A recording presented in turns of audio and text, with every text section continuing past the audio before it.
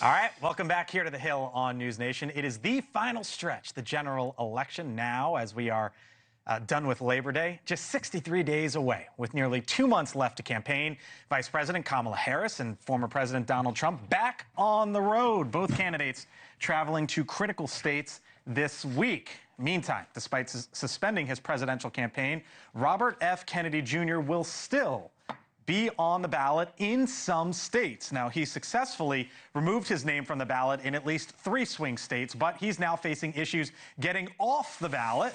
He wanted on, now he wants off, in Nevada, Michigan, Wisconsin, and North Carolina.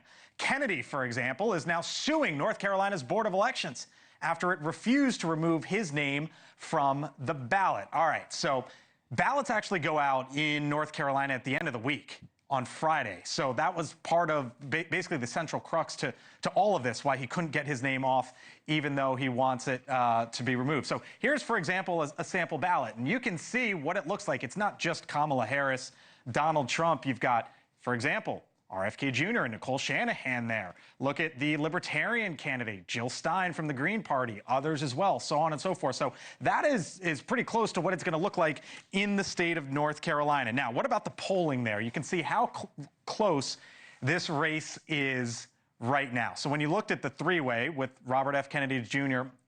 In that state, you see he picks up 3%.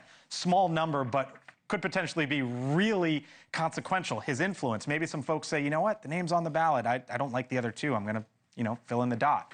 If that happens, that could be a big deal. What about, though, when you take RFK Jr. off, when it's just a head-to-head? There you go, 48-48. And that is why, in part, this is so important. So now let's play with the map here for a second. I can do this all day long, as you know, but let me give you 2 scenarios. This is the scenario in which North Carolina goes blue.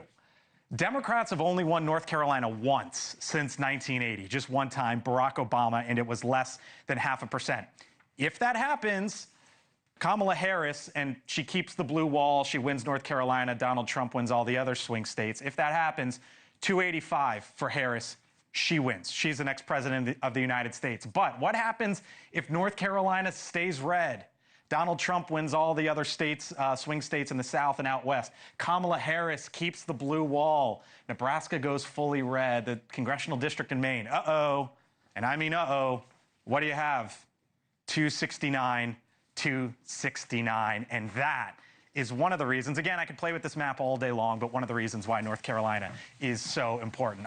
Thank you for watching. And make sure you go to joinnn.com to find NewsNation on your television provider.